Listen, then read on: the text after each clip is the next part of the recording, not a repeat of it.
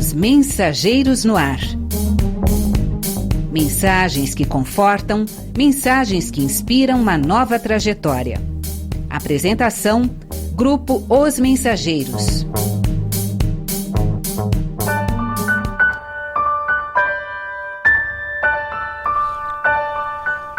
Alô, amigos, novamente com vocês, a fim de conhecer a nova carta psicografada pelo médium Francisco Cândido Xavier, confirmando a continuidade da vida após a morte do corpo físico.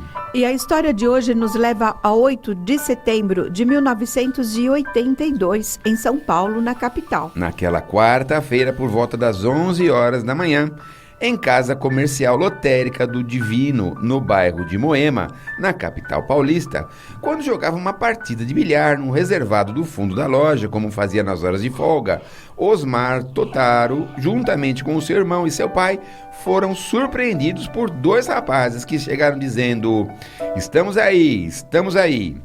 O senhor Vitor Totaro, seu pai, pediu que se retirassem, principiando ligeiro desentendimento, o que fez com que Osmar fosse em socorro do pai, quando um tiro foi disparado por um dos invasores, atingindo-o no peito, na artéria aorta, o que resultou em intensa hemorragia, ocasionando seu óbito a caminho do hospital. Osmar, muito religioso, frequentava com assiduidade a Igreja Católica. E, um mês antes de sua desencarnação, sonhara uma noite com a figura real de Chico Xavier, o que o fizera muito feliz e o levara à igreja para orar e levar rosas em homenagem àquele que o fizera feliz. O curioso é que ele não conhecia pessoalmente Chico.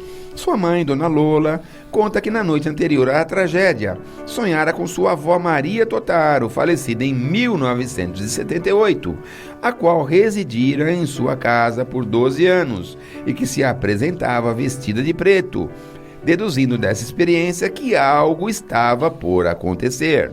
Esportivo, pensava formar-se em educação física e preparava-se para os exames vestibulares. Sua morte física, portanto, causou profunda dor em seus familiares. Dor esta que viria a ser amenizada através da mensagem recebida por Chico Xavier, em 31 de março de 1984, 18 meses depois de sua desencarnação. Através dela, seus pais passaram a compreender que a vida continua e que tanto aqui quanto lá desce sobre nós a misericórdia divina. E concluem: é preciso fazermos força e aceitarmos a força que se nos oferece.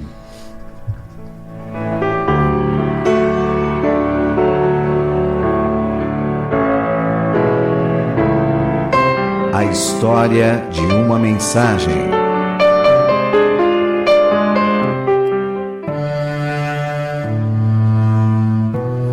Querida mamãe, querido papai, estou aqui na companhia da nossa amorável tia-avó pelo coração Maria Totaro, com o propósito de trazer-lhes algumas notícias.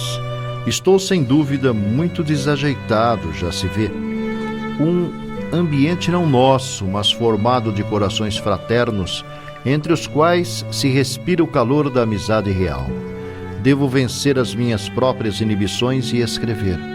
Estou a recordar a nossa reunião em casa, ao fundo da loja e a chegada repentina dos infelizes irmãos que nos ameaçaram. Lembro-me de que o sangue me subiu à cabeça e me coloquei na defesa do papai, quando o tiro explodiu e o projétil me alcançou. Detive-me por momentos no esforço de me levantar da queda de forças que nos quebrantou o ânimo. No entanto, era impossível erguer-me e seguir no encalço dos pobres amigos que nos experimentaram a fé. Tive alguns momentos de lucidez e dei graças a Deus ao ver que papai e Osmar estavam livres da agressão. Enquanto me via no centro das aflições gerais, concentrei-me na oração, rogando a Jesus me fizesse aceitar a provação sem revolta e aos poucos como que se fez noite para meus olhos quando estávamos em pleno dia. Em seguida a isso, minhas energias esmoreceram de todo. Por fim, o sono, um torpor implacável que me invadiu todo o corpo a ponto de não conseguir mover um dedo. Depois, o esquecimento. A memória fugira impraticável qualquer esforço para readquirir o domínio da mente, agora abatida e desfalecente. Ignoro quanto tempo estive assim nesse crepúsculo interior, qual se fosse compelido a hibernar de modo incompreensível para mim. Chegou, porém, um instante em que despertei vagarosamente. Tive a ideia de um sopro revitalizador me percorrendo o corpo da cabeça aos pés. Do projétil nada me restava senão leve dor no local ferido. Em me reconhecendo reanimado de novas forças, indaguei da senhora que me velava o compulsório descanso sobre o que me ocorrera depois da agressão à vida, e a generosa enfermeira se me deu a conhecer por tia Maria Totaro, e conquanto aparvalhado ainda, a presença dela de certa maneira me tranquilizou o espírito e ouvi a descrição de tudo o que ela conseguia reter, porquanto me afirmou que já se achava ao nosso lado, em nossa casa, quando fomos surpreendidos pela invasão do nosso ambiente mais íntimo. Confesso-lhes que chorei, recordando quanta inquietação e quanto transtorno dera motivo sem querer em toda a nossa família. Mãezinha, sei quanto é amargo o pranto que lhe verte do sentimento, mas venho pedir-lhe calma e coragem. O nosso Omar aí se encontra fazendo mais e melhor do que eu, e de minha parte encontrarei o caminho para lhe ser útil. Basta que minhas energias se refaçam inteiramente e espero trabalhar em apoio a meu pai, ao meu irmão e também ao seu carinho. Se lhes posso pedir algo, rogo esquecerem os nossos irmãos desventurados que ainda tiveram necessidade de penetrar indebitamente a nossa casa, espalhando o sofrimento e a morte. Jesus enviou-nos o perdão das ofensas, e esse perdão abrange as ofensas, sejam elas quais forem. Graças a Deus, não tive conhecimento pessoal com aqueles que me despojaram do corpo físico e já consigo pensar neles na condição de doentes que se desequilibraram em lamentável momento de excitação. Mãe querida, estamos em dias novos. Reflita comigo que seu filho está vivo e amando aos queridos pais e ao querido irmão cada vez mais. Ainda que isso lhe custe, peço à mamãe orações não só em meu benefício, mas igualmente em favor daqueles companheiros distantes do bem, para que acordem do pesadelo em que certamente se encontraram. Falo assim porque não creio que os autores da morte de alguém estejam no juízo claro e certo. Devem ser criaturas hipnotizadas por forças das trevas que não nos cabe anatomizar. Mãezinha, eis aí para o seu coração, para meu pai e para o Omar as minhas notícias. Perdoe-me se não pude transmiti-las, omitindo as cenas de horror e sofrimento de minha passagem para cá, para a vida nova que estou atravessando no meio de lugares mais reconfortantes que a tia Maria me recomenda guardar com paciência. E não chorem, peço-lhes, estamos vivos e temos um consolo. Não fomos os instrumentos para a desencarnação de ninguém. Que Deus se compadeça de nossos perseguidores gratuitos e se compadeça igualmente de nós. É tudo o que peço agora. Ao querido pai e ao querido irmão, as minhas lembranças traçadas de agradecimentos que trarei sempre na memória, e para a querida mãezinha de baixo deixo essas linhas, o coração saudoso e grato do seu filho, que será sempre mais seu filho perante a bondade infinita de Deus. Sempre o filho reconhecido, Osmar Totaro.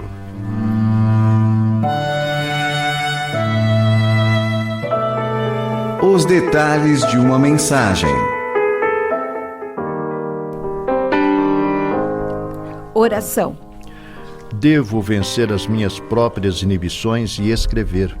Estou a recordar a nossa reunião em casa, ao fundo da loja, e a chegada repentina dos infelizes irmãos que nos ameaçaram. Lembro-me de que o sangue me subiu à cabeça e me coloquei na defesa do papai, quando o tiro explodiu e o projétil me alcançou. Detive-me por momentos no esforço de me levantar da queda de forças que me quebrantou o ânimo. No entanto, era impossível erguer-me e seguir no encalço dos pobres amigos que nos experimentaram a fé. Tive alguns momentos de lucidez e dei graças a Deus ao ver que o papai e Omar estavam livres da agressão. Enquanto me via no centro das aflições gerais, concentrei-me na oração, rogando a Jesus me fizesse aceitar a provação sem revolta, e aos poucos, como se fez noite para meus olhos, quando estávamos em pleno dia. As lembranças de Osmar nos dão a ideia do que sejam as impressões de quem é surpreendido e vitimado fatalmente pela violência. Tudo ocorre num tempo muito rápido, impedindo que o registro de maiores detalhes sejam feitos de modo preciso. Vê-se que, em meio às instintivas preocupações do momento em relação ao pai e ao irmão e à frustrada intenção de partir no encalço dos agressores, Osmar concentrou-se na oração, facilitando a penetração no clima de serenidade necessária para atravessar a dura prova em que se via. Desligamento. Em seguida a isso, minhas energias esmoreceram de todo. Por fim, o sono, um torpor implacável que me invadiu todo o corpo a ponto de não conseguir mover um dedo. Depois, o esquecimento. A memória fugira. Impraticável qualquer esforço para readquirir o domínio da mente agora abatida e desfalecente. Ignoro quanto tempo estive assim, nesse crepúsculo interior, qual se fosse compelido a hibernar de modo incompreensível para mim. Osmar confirma a ocorrência do torpor, etapa comum ao início do processo desencarnatório, conforme explicado por Allan Kardec no livro O Céu e o Inferno. Tal situação não tem duração previsível, variando de indivíduo para indivíduo, aparentemente estando condicionada às expiações do passado, representando lições a serem aprendidas pelo ser no caminho do seu progresso espiritual, conforme programado. Chegou, porém, um instante em que despertei vagarosamente. Tive a ideia de que um sopro revitalizador me percorria o corpo, da cabeça aos pés. Do projétil, nada me restava senão leve dor no local ferido.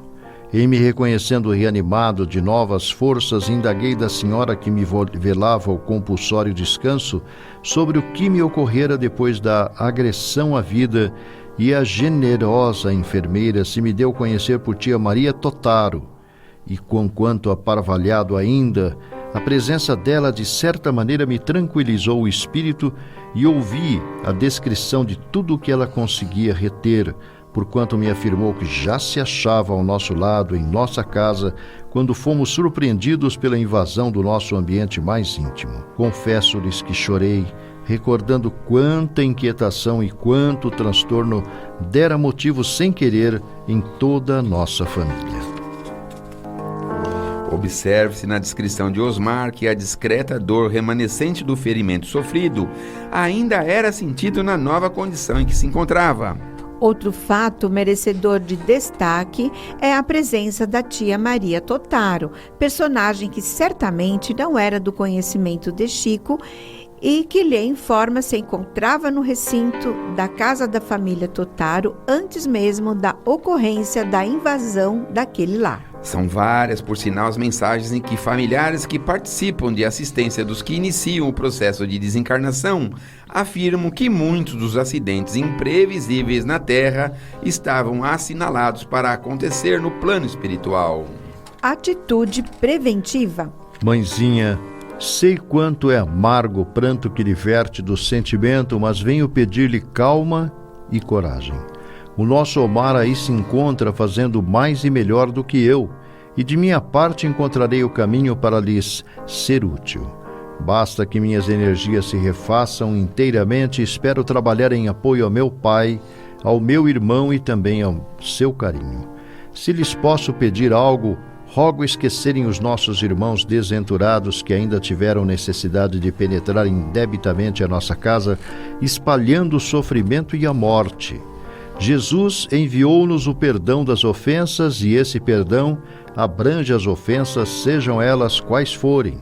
Graças a Deus, não tive conhecimento pessoal com aqueles que me despojaram do corpo físico e já consigo pensar neles na condição de doentes que se desequilibraram em lamentável momento de excitação. Osmar chama a atenção da mãe para a atitude geralmente comum de afastamento dos entes queridos que permanecem em nossa dimensão. Importante também a sua solicitação para o soerguimento dos elementos causadores do infortúnio que se apoderou de todos. Sabe-se pelos informes da espiritualidade que a sustentação das ideias de rancor e ódio mantém vínculos com os agressores, além de desencadear processos de desarmonia que normalmente se transformam em patologias nem sempre previstas no programa reencarnatório a ser cumprido pela criatura. O perdão dissolve tais concentrações de energia que evoluirão para a somatização das mesmas de diferentes formas. A íntegra desta e outras mensagens poderão ser lidas na obra Corações Renovados, publicado pela editora Ideal. Refletindo sobre a lei de causa e efeito.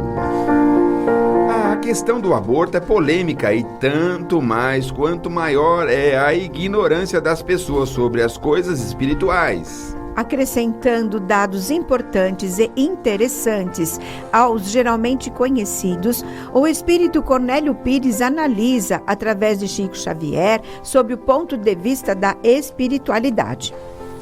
Em carta você pergunta, minha irmã Zina Belém, o que se pensa do aborto na vida do grande além.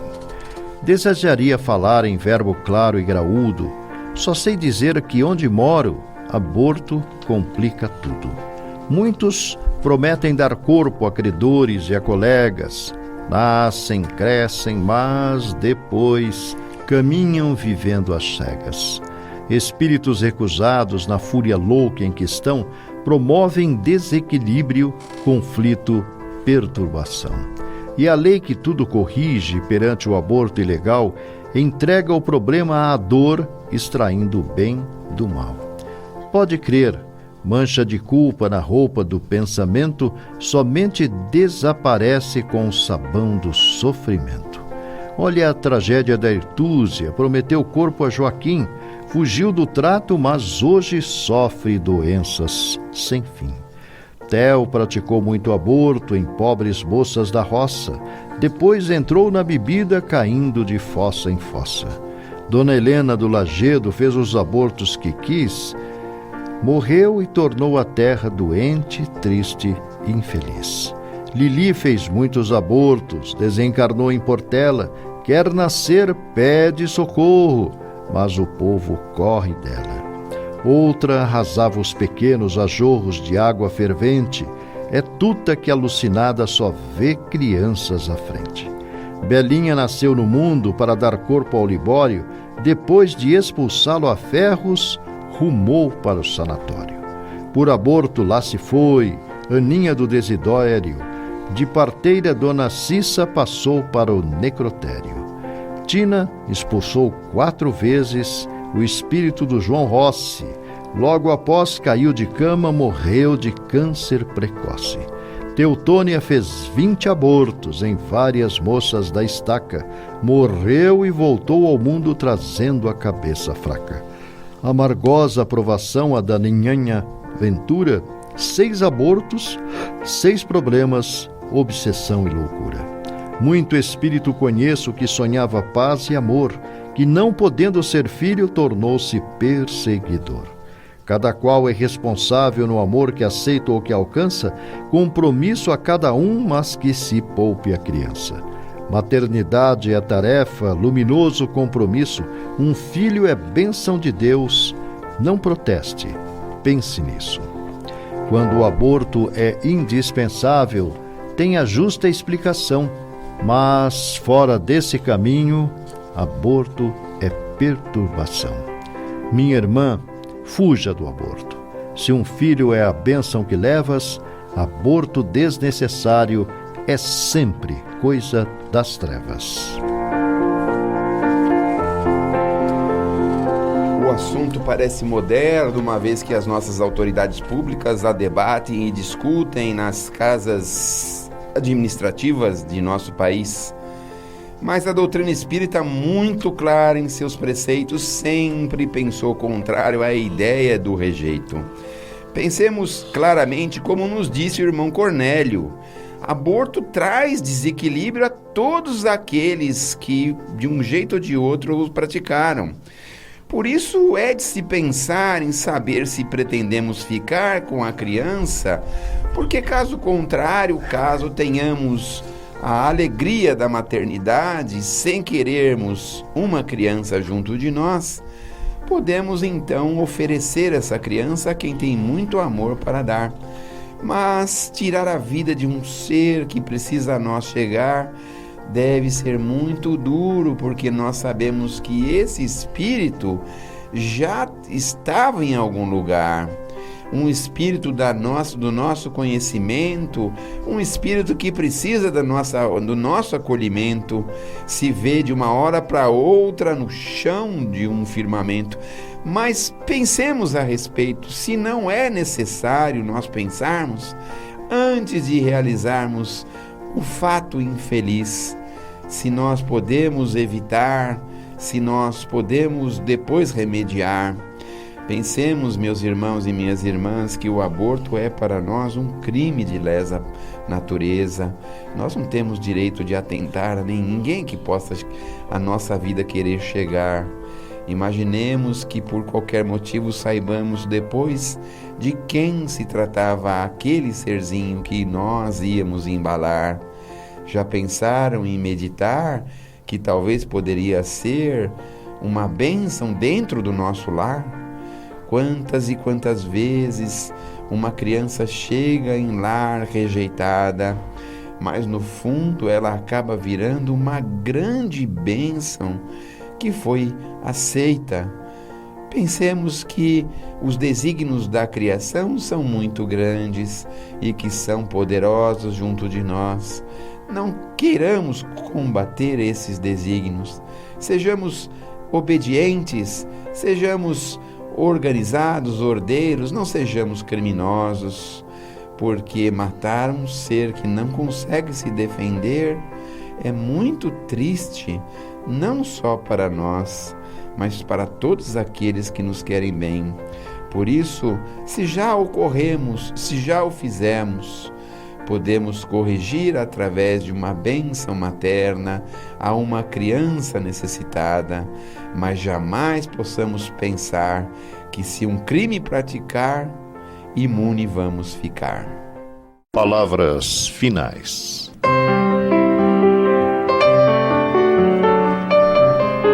O Grupo Espírita Os Mensageiros é uma entidade dedicada à difusão da mensagem espírita, sobretudo as recebidas pelo médium Francisco Cândido Xavier, e atua de forma gratuita, tanto no Brasil como no exterior, e publica ainda o jornal Os Mensageiros. E o Grupo Espírita Os Mensageiros tem também o seu braço social, a AME, que mantém atividades com moradores de rua diariamente no Glicério e com mães carentes todas as segundas-feiras no Glicério e na cidade de Carapicuíba. Venha conhecer-nos, escreva-nos para se inteirar das demais atividades do grupo, enviando-nos sua correspondência para a Caixa Postal 522, CEP 01031 970, São Paulo, SP. Ou então pelo endereço eletrônico mensageiros@mensageiros.org.br. Escreva-nos manifestando seus comentários, críticas, opiniões ou sugestões. Estamos esperando. A apresentação deste programa foi feita por integrantes da equipe Os Mensageiros. Na técnica de som, o Jefferson. E na próxima semana voltaremos com mais uma mensagem e sua história.